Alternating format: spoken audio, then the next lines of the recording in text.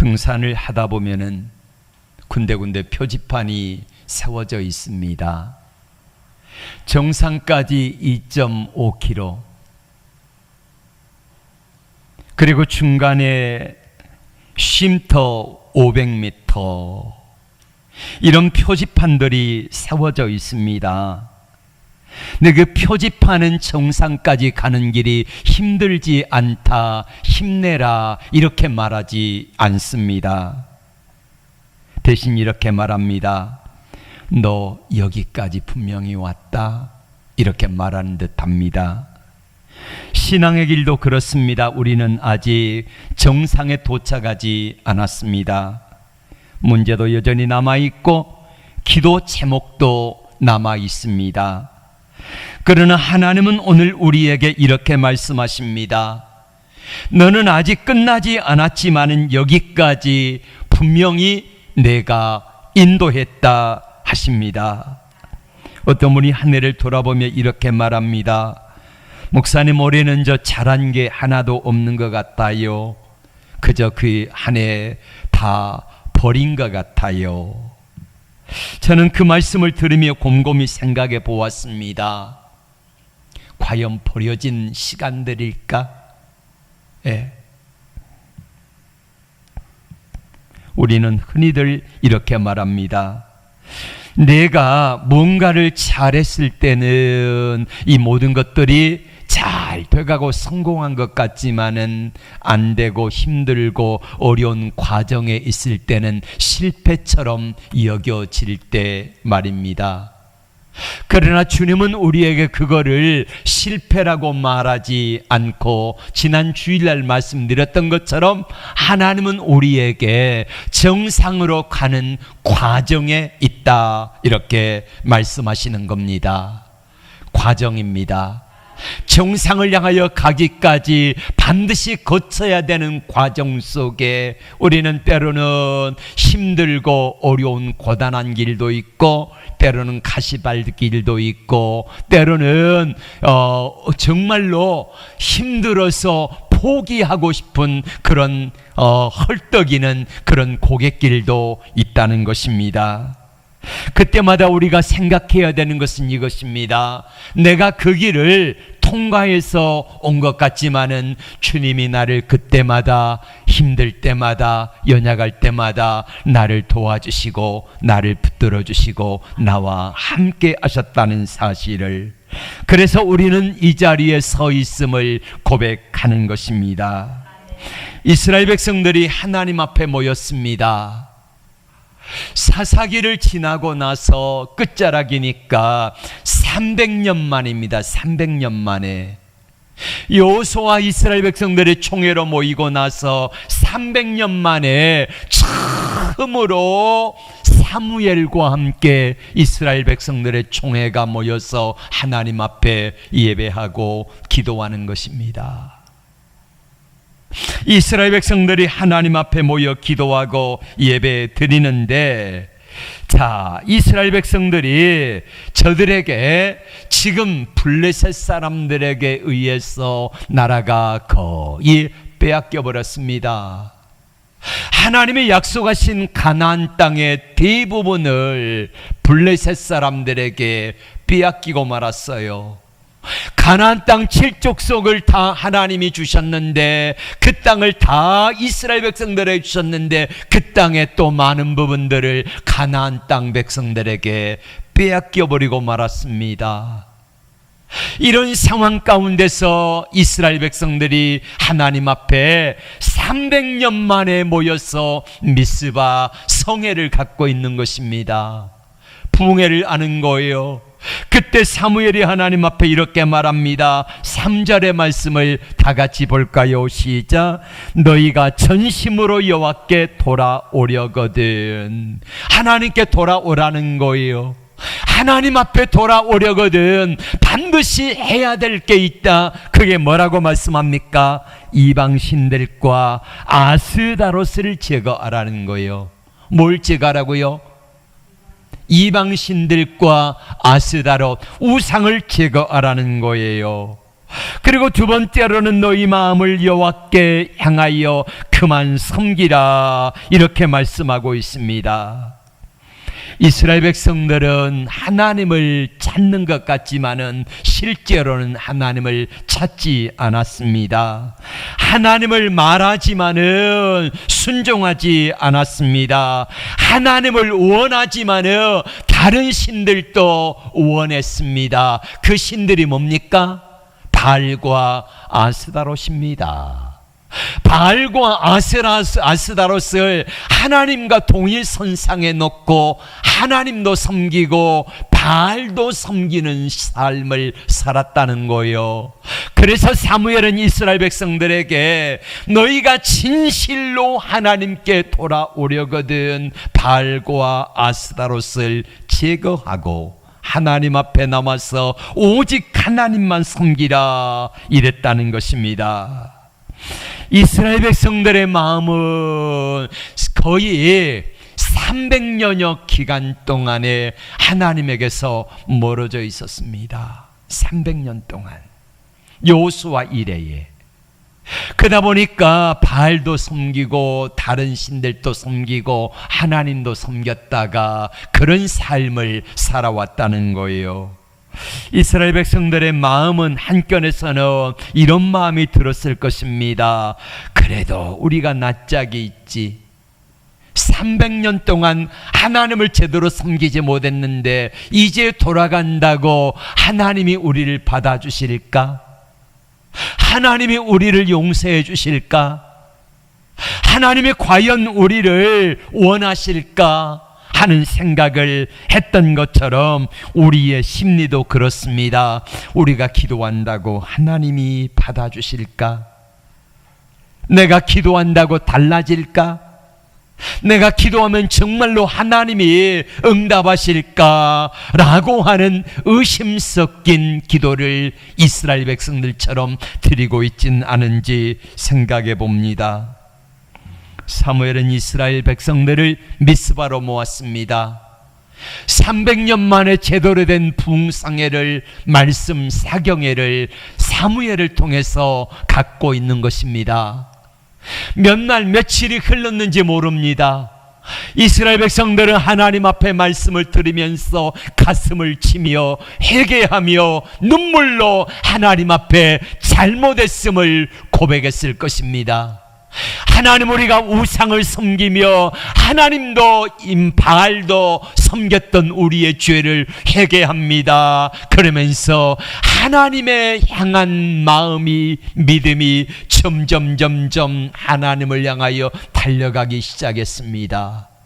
하나님의 은혜가 이스라엘 백성들의 마음속에 차오르기 시작했습니다. 그런데 여러분, 이때에 문제가 생겼습니다. 블레셋이 쳐들어온 겁니다. 지금 한창 은혜 받고 있는데 하나님 말씀 앞에 은혜 받고 회개하며 우리가 하나님을 섬기지 아니하여 이런 고통과 어려움을 당하고 있습니다. 우리를 용서해 주세요 하고 기도하고 있는데 그때에 블레셋 사람들이 쳐들어온 것입니다. 예전 같으면은 그런 상황이 오면은 바로 인간적인 수단과 방법이 나왔을 법합니다. 하나님이 그렇지, 하나님이 살아계신다고 하면은 어찌하여 또다시 이런 것조차 막아주지 아니하실까라고 하면서 하나님을 향한 원망과 불평을 했을 법한데 이스라엘 백성들이 달라졌습니다. 왜 달라졌어요? 말씀의 은혜를 받으니까 달라진 거예요. 하나님의 말씀을 저들의 삶 속에, 저들의 심령 속에 연약함을 붙잡아 주시고 하나님을 크게 볼 수 있는 믿음의 눈을 열어주시니까 그 상황 속에서도 이스라엘 백성들은 하나님을 붙들기 시작합니다. 그리고 하나님 앞에 기도하기 시작합니다. 6절 말씀 같이 볼까요? 시작. 그들이 미스바에 모여 물을 길어 여호와 앞에 붓고 그날 종일 금식하고 거기에서 이르되 우리가 여호와께 범죄하였나이다. 그 그리고 하나님께 기도할 때에 7절 시작. 이스라엘 자손이 미스바에 모였다 함을 블레셋 사람들이 듣고 그들의 방백들이 이스라엘을 치러 올라온지라. 예배하고 기도하는데 왜 어려워질까요? 왜 그럴까요? 하나님이 일하시고 계시는 증거인 줄로 믿습니다. 마귀는 우리가 모일 때 제일 싫어해요. 오늘 송구영신 예배 한 해를 마무리하는 시간입니다. 우리가 다른 때는 몰라도요, 다른 때는 몰라도 이 시간에 나와서 한 해를 잘 정리하고 경건한 마음으로 믿음으로 예배드리며 하나님 앞에 이 시간에 예배드리는 것이 가장 기뻐하시는 길이잖아요. 어쩔 수 없이 출타하거나 직장에 계신 분들은 상관이 없습니다마는 그럼에도 불구하고 집에 계심에도 불구하고 이 시간을 귀하게 여기지 않는 분들, 예를 들면은요, 날씨가 추워서 나오려다가 집에 쏙 들어간 분들도 계실 터이고, 예. 여러분, 하나님 앞에서 우리가요, 이스라엘 백성들이 그랬던 것처럼 힘들고 어려울 때에 그때요 진짜가 나오는 거예요. 미스바에 모여서 하나님 앞에 예배를 드리고 있는데 그때에 블레셋 사람들이 쳐들어오니까 진짜가 나오는 거예요. 진짜 믿음의 사람들은 하나님 앞에 어떻게 말합니까? 8절 말씀 시작. 이스라엘 자손이 사무엘에게 이르되 당신은 우리를 위하여 우리 하나님 여호와께 쉬지 말고 부르짖어 우리를 블레셋 사람들의 손에서 구원하시게 하소서. 아멘. 하나님 앞에 우리 더 열심히 기도합시다. 당신이 주동이 돼가지고 하나님 앞에 더 열심히 부르짖어 기도할 수 있도록 백성들의 마음을 하나로 묶어주세요 라고 하면서 이스라엘 백성들이 사무엘에게 달려왔습니다. 어려운 상황에서 저들은 어떻게 문제를 풀어나가요? 회개하고 금식하며 기도하며 이 문제를 풀어나가는 것입니다. 전심으로 하나님께 이스라엘 백성들이 돌아와요. 하나님 아니면 안 됩니다. 그러니 이 문제를 풀어주세요 라고 하며 하나님께 나옵니다. 사무엘에게 나가서 적극적으로 당신이 이스라엘 백성들의 마음을 하나님께로 하나로 묶을 수 있도록 함께 해주세요 하고 중보 기도를 요청합니다. 그러자 사무엘이 어린 양 하나를 가져다가 하나님 앞에 온전한 번제를 드립니다. 온전한 번제라는 말은 무슨 말입니까? 번제를 드릴 때에 대충 생략해 가지고 번제 드리지 않았다는 말이에요. 지금 블레셋이 쳐들어온다는 소식을 들어요. 그러면 전쟁이 나도 바로 한두 시간 안에 오는 거 아닙니다. 적어 4-5시간 이 정도 걸리잖아요. 그렇게 걸리는데 이때에 사무엘이 자, 우리 전 백성들 다 모아가지고 무기도 모으고 군사도 모으고 이래가지고 저들과 싸우자 이렇게 하지 아니하고 사무엘이 백성들에게 하나님의 은혜를 구하자 하면서 하나님 앞에 더 많이 기도하면서 온전한 번제를 드리는 거예요. 어린 양을 골라요. 그래서 그 양을 각을 뜨고 그렇게 해서 나무를 불어넣고 하나님 앞에 번제를 태워드리는 거예요. 시간이 없다고 장작 다 쏟아 부어가지고 막 태우는 것이 아니라 정상적인 번제, 이게 온전한 번제예요. 몇 시간씩 하나님 앞에 태워서 드리는 이 어린 양의 번제를 하나님 앞에 드렸다는 것입니다. 드리며 사무엘이 무슨 기도했을까요? 거기 모인 백성들이 무슨 기도했을까요? 함께하는 군인들이 무슨 기도했을까요? 하나님, 여기에서 하나님의 살아계심과 하나님이 우리와 함께하심을 보여주세요라고 하며 얼마나 간절히 기도했겠습니까? 그렇게 했더니 어떤 결과가 나옵니까? 하나님의 일하심의 결과가 무엇입니까? 첫 번째로는 10절에 나옵니다. 같이 봅니다. 시작.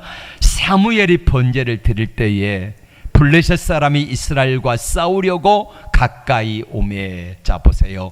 지금 사무엘과 이스라엘 백성들은 뭐 드리고 있어요? 번제 드리고 있습니다. 근데 번제 드리고 있는데 블레셋 사람들이 싸우려고 가까이 오는 거예요. 사람들은 말합니다. 지금 번제 나 드릴 때냐, 이렇게 말하는 사람 꼭 있습니다. 지금 번제 나 드릴 때냐, 이렇게 하면서 하나님 앞에 예배드리고 하나님 앞에 기도하고 하는 것을 얼마나 무시한 사람들이 많은지 모릅니다. 그런데 사무엘은요, 흔들리지 않아요. 하나님 앞에 번제 나가 아니라 가장 중요한 게 하나님께서 여기에 이 전쟁 가운데 임하시기를 간절히 기도하는 이 기도가 더 중요한 줄로 믿습니다.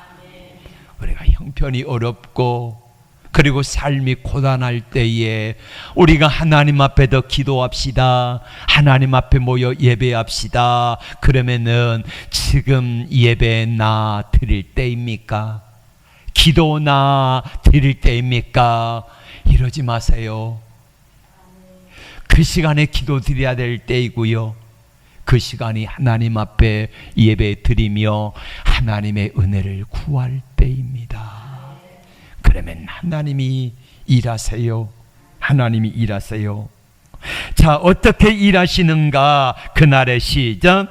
그날의 여호와께서 블레셋 사람에게 큰 우레를 발하여 그들을 어지럽게 하시니 그들이 이스라엘 앞에 패한지라. 하나님이 큰 우레를 발하시니까요, 블레셋 사람들이 이스라엘 앞에 패해 도망갑니다. 두 번째, 어떤 역사가 나타납니까? 13절 말씀 같이 봅니다. 13절 시작.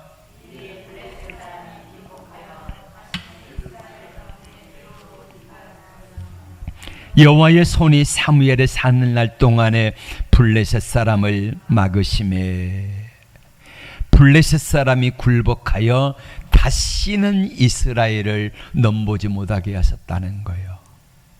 누가 한 겁니까? 하나님이 하신 거예요. 여러분, 지난 한 해 동안 열심히 분주하게 뛰어다녀 봤습니다. 이것저것 다 힘쓰고 애써 봤습니다. 그런데 잘 되셨습니까? 잘 안 됐잖아요. 그러면 하나님 앞에 여러분 분주하게 뛰어오셔서 하나님께 기도해 보셨습니까? 하나님께 매달려 보셨습니까? 하나님 아니면 안 돼요. 하나님 안 도와주시면 안 돼요. 하나님 제발 제 삶에 개입하셔서 일하여 주세요 라고 하며 하나님 앞에 간절히 부르짖어 기도해 보셨습니까? 지금 예배 나 드릴 때입니까? 지금 기도 나 드릴 때입니까? 이렇게 말하지 마시고요. 그런 사람들은 절대로 하나님의 은혜를 경험하지 못해요. 아니요.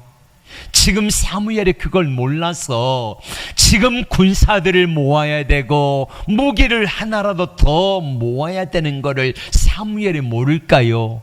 압니다. 그런데 어차피 블레셋 사람들의 무기와 이스라엘 백성들의 무기는요, 게임이 안 돼요. 원래 게임이 안 돼. 우리가 6.25 전쟁 때 그때 어땠습니까? 북한이 소련제 탱크를 몰고 왔지 않습니까? 근데 북한에서 가지고 온 탱크와 남한에 있는 무기하고 이게 게임이 안 되지 않습니까? 미군이 철수하면서요, 탱크 좋은 거 다 가져가 버렸어요. 변변치 않은 무기 총 몇 자로 남겨두고 간 거예요. 그러니 이게 게임이 되겠습니까? 근데 결과는 어떻게 됐습니까? 남쪽이 이겼잖아요. 전적인 은혜와 도우심으로 러시아가 옛날 구소련이 상임이사국 5개국 가운데서 어떤 연유인지 모르지만은 이 5개 나라 중에서 소련 하나라도 반대하면은요 유엔 파병 안 되는 거예요. 우리 지금 우리의 모습은 없는 거예요. 북한처럼 우리는 살 거예요.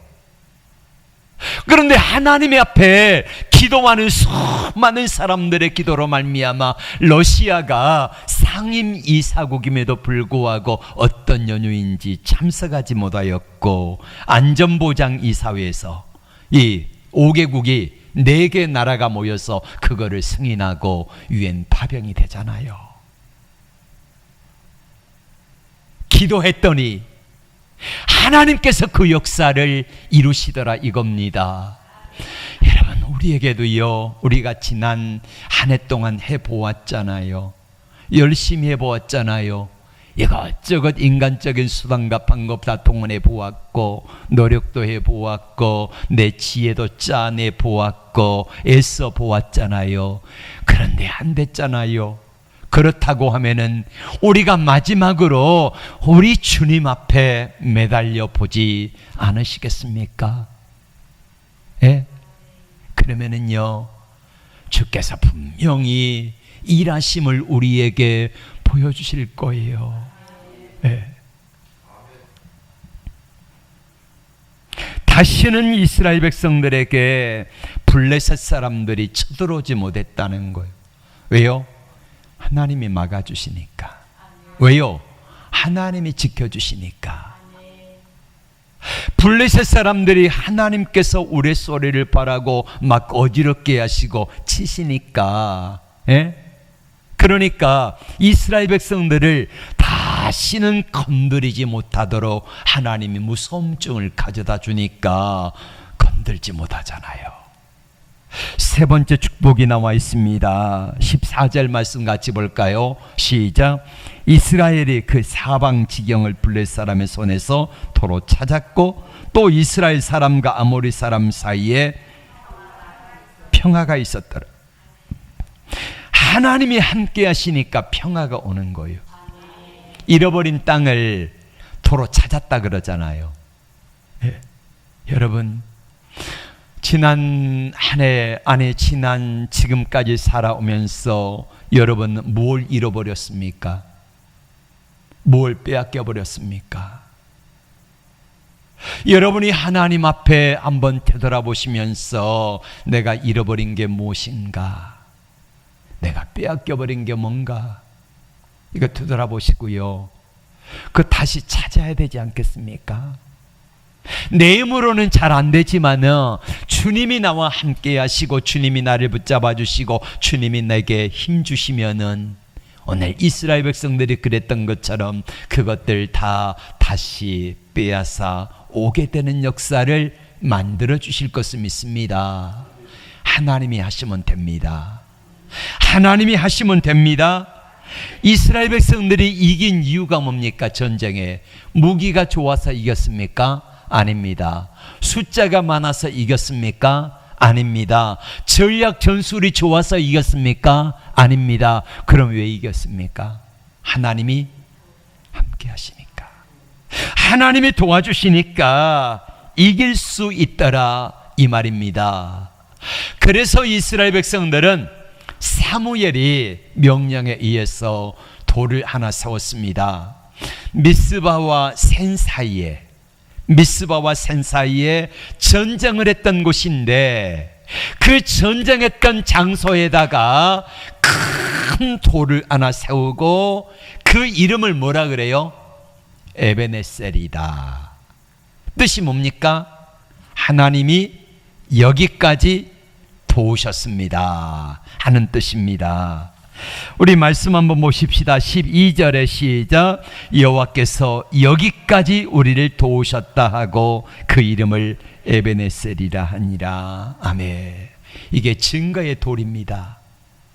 여러분, 이스라엘 백성들이 이 에벤네셀이라고 하는 도움의 돌을 생각하면서 그걸 바라보며 무슨 생각을 해요? 우리가 블레셋과의 싸울 때에 우리는 그때 무기도 변변치 않았고 숫자도 없었고 우리가 할 수 있었던 것은 단지 하나님 앞에 뭐 했다? 기도하며 금식하며 회개하며 예배드리며 부르짖었더니 하나님이 우리를 이기게 하셨다. 이게 바로 에베네셀, 도움의 돌입니다.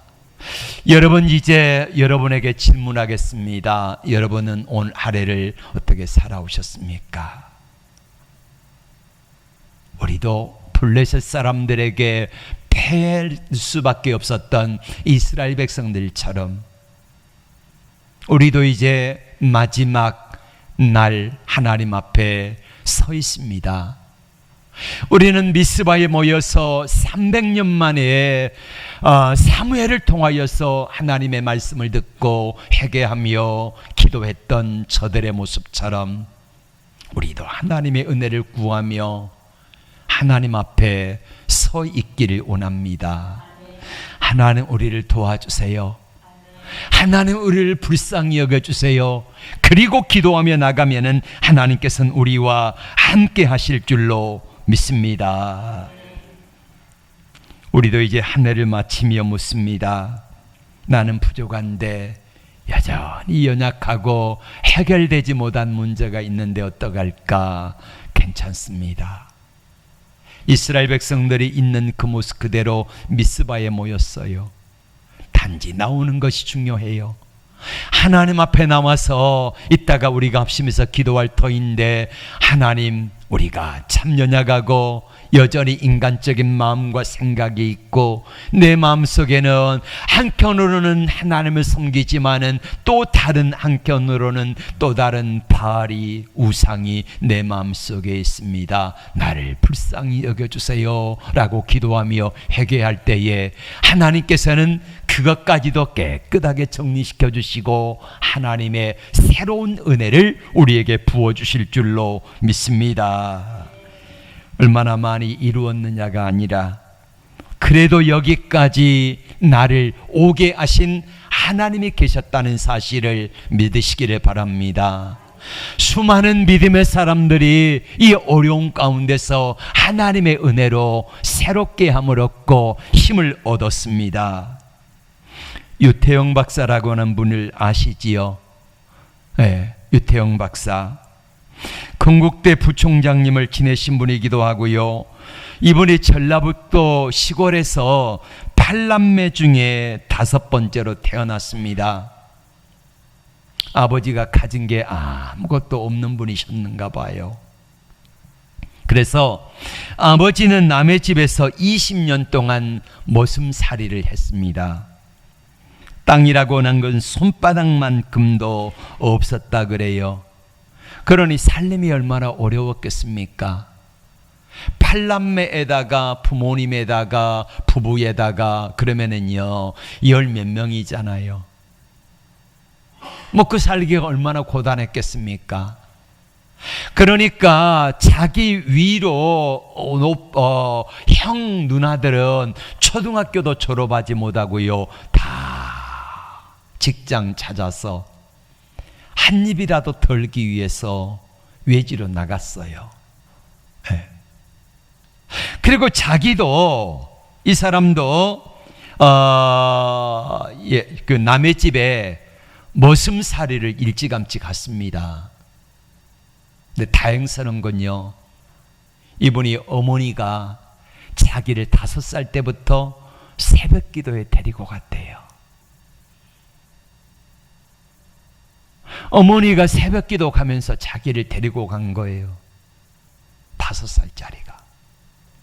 그래서 어머니 품에 어머니 기도할 때에 의자에서 누워서 자기도 하고 그러면서 하나님 앞에 기도합니다. 기도하는데요, 가끔은 그 잠자는 아이 얼굴에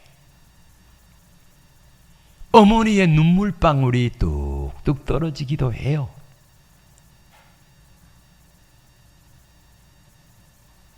그렇게 해서 어머니를 따라 새벽 기도를 가다가 초등학교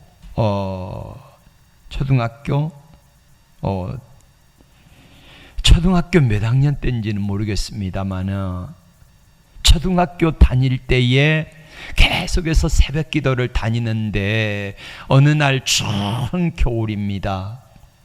옛날 시골 교회에 전도사님들이 계셨잖아요. 예. 그리고 시골 교회에 이게 지금처럼 난방이 있겠습니까? 냉방이 있겠습니까? 그저 유리창이 얇은 유리에다가 하니까 한겨울의 추위에 뼛속까지 그렇게 시리고, 지금처럼 여러분이 입고 계시는 코트 있어요? 없잖아요. 네. 그 옷을 입고 가서 새벽에 한겨울에 기도하는데 얼마나 추운지. 이 초등학생이요 12살인가 그랬다고 그래. 12살인가. 하나님 추워요. 하나님 추워요. 그렇게 기도하고 있는데 누가요 따뜻한 담요를 하나 갖다가 덮어주더랍니다. 그때 미군들이 보급품을 교회에다 많이 갖다 줬잖아요. 그래서 우리 전우사님이 내게 미군 모포 하나 갖다 덮어주는가 보다 이렇게 생각하고 한참을 있었대요. 그리고 두리번 그랬는데요 모포가 없더래. 그러니까 하나님의 성령으로 담요를 두르신 거지요. 그때부터요 이 사람이요 야 하나님이 살아계시구나 이거를 깨닫고요 더 열심히 하나님께 기도하기 시작했습니다. 초등학교 겨우 나왔잖아요. 그리고 중학교를 못 가고요 남의 집에 모슴살이를 했습니다. 16살까지 남의 집에 모슴살이를 해요. 그리고 16살 되던 해에 계속해서 남들 공부하는데 자기는 책을 사다가 스스로 공부를 했대요. 그때는 중학교 편입시험이 있었나 봐요. 그래가지고 중학교 편입시험을 16살 때 치렀는데 90점 이상을 맞으니까 중학교 3학년에 입학을 시켜주더래요. 딱 1년 공부하고 중학교 과정을 마치고 서울로 올라왔어요. 서울역에서요 구두 닦기 합니다. 구두 닦기 하면서 한 데서 잠을 자고 또 버려진 음식 먹고 탈나기도 하고 그렇게 해서 옛날에요 사전 있자 영어 사전 그거를 어우면은 씹어 먹었대요. 그러면서 거기 있는 거를 통째로 다 외운 거예요. 야간 고등학교를 졸업하고요. 그리고 어떻게 하면 공부할까 그렇게 해서 당시에 우리나라가 너무 어려우니까 덴마크라는 나라가 그래도 농어촌이 잘 살았대요. 덴마크 국왕한테 영어로 편지를 썼대요. 그랬더니요 답장이 온 거예요. 와 공부해라. 전액장학금, 이어비도 주고 비행기 표도 주고. 그래가지고요 덴마크에 가가지고요 이분이 공부를 합니다. 공부가 끝나니까 다시 이스라엘 수상한테 편지를 썼습니다. 거기 가서 공부하고 싶다고. 그랬더니요 또 거기 가서 박사할 수 있도록 또 은혜를 베푼 거예요. 그러니까 하나님 앞에 삶이 자기 아버지 모슴살이하고 자기도 모슴이었기 때문에 나는 모슴으로밖에 살 수 없어 이렇게 끝내는 것이 아니라 예수를 믿었잖아요. 하나님의 살아계심을 보았잖아요. 기도하면 응답하시고 하나님이 좋으신 하나님이라는 사실을 알았기 때문에 기도하니까 하나님께서 기도하며 간구하며 하나님께 나갔더니 자 대학교 공짜로 박사과정 공짜로 이렇게 해가지고 박정희 대통령 때 새마을 운동하는데 아주 협력자가 돼가지고 새마을 운동을 성공리에 마칠 수 있도록 밑거름이 됐다 그래요. 사랑하는 여러분, 우리가요 가진 것 없다고요? 희망이 없다고요? 아니에요. 하나님이 우리와 함께 하시면 희망은 있는 겁니다.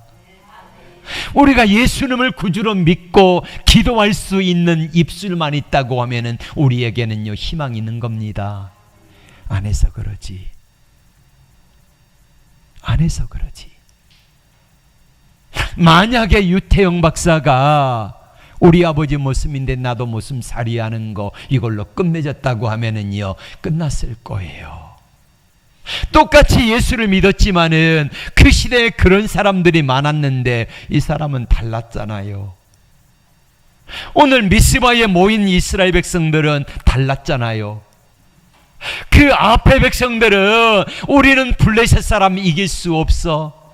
블레셋 사람 우리보다 무기가 강하고 사람도 많아. 우리는 안 돼. 이렇게 포기해버렸지만은 그러나 사무엘 시대에 미스바에 모인 사람들은 그러지 아니하고 하나님 앞에 기도하고 회개하며 하나님의 은혜를 구했더니 하나님께서 넉넉하게 이길 수 있는 힘을 허락하여 주신 줄로 믿습니다. 사랑하는 성도 여러분, 우리가 잘해서 여기까지 온 것 아닙니다. 우리가 실패하고 넘어지고 연약했음에도 불구하고 하나님께서 여기까지 오게 하셨습니다. 넘어질 뻔했지만 안 넘어졌잖아요. 포기하고 싶었지만은 포기 안 했잖아요. 버틸 수 있는 힘이 없었지만은 하나님이 나를 버티게 하셨잖아요. 그래서 여기 있는 겁니다. 아직도 우리에게 주님의 사랑의 손길이 여기 있는 거예요. 그리고 주님이 우리와 함께 하시면서 오늘 우리에게 이렇게 말씀하시는 거예요. 사랑하는 아들아, 사랑하는 딸아, 내가 너와 함께 하는데 나와 함께 해보지 않을래? 나와 함께 해보지 않을래? 나와 함께 기도하면서 힘내보지 않을래? 이렇게 묻고 계시는 거예요. 2025년도 우리가 열심히 해보았습니까? 그래요. 인간적인 수단과 방법들은 다 동원해 보았습니다. 내가 할 수 있는 거 다 해봤어요. 그런데 안 되잖아요. 그러면 뭐 남았습니까? 아직까지 하나님은 여전히 나를 사랑하신다 그러고 내가 너와 함께 하면은 넌 할 수 있다 그렇게 말씀하신다고 하면은 한번 해보지 않겠습니까? 주님께 기도해 보지 않겠습니까? 주님께 예배드리며 주님의 은혜를 구해보지 않겠습니까? 그러면 반드시 주님은 에베네셀의 하나님, 도저히 이길 수 없는데 이기게 하시고 도저히 어떻게 도와줄 수 없는 상황 가운데서 하나님께서 여기까지 도우신 은혜다 라고 하시면서 너희도 한번 해보라고 우리에게 말씀하시는 것입니다. 사무엘은 돌을 세웠고 잊지 않겠다는 겁니다. 우리가 금방 잊어버리잖아요. 받은 은혜, 큰 은혜 잊어버렸잖아요. 그러나 큰 돌을 세우고 그 돌을 볼 때마다 아, 그때 하나님이 이렇게 도와주셨지 하면서 하나님의 은혜를 생각하며 다시 한번 또 힘을 내봅시다. 그러면 주께서는 반드시 저와 여러분을 도와주실 것입니다. 왜요? 좋으신 하나님이기 때문에. 왜요? 나를 사랑하신 하나님이기 때문에. 왜요? 나를 위하여서 독생자 예수님까지 다 주신 주님이 뭐 아깝겠습니까? 한번 해보자고요. 이렇게 해서 하나님 앞에 나갈 때에 주께서는 우리에게 힘과 능력을 더해 주시고 넉넉히 이기게 하실 줄로 믿습니다. 자, 우리 다 함께 일어납시다. 뒤에 불 꺼주시고요.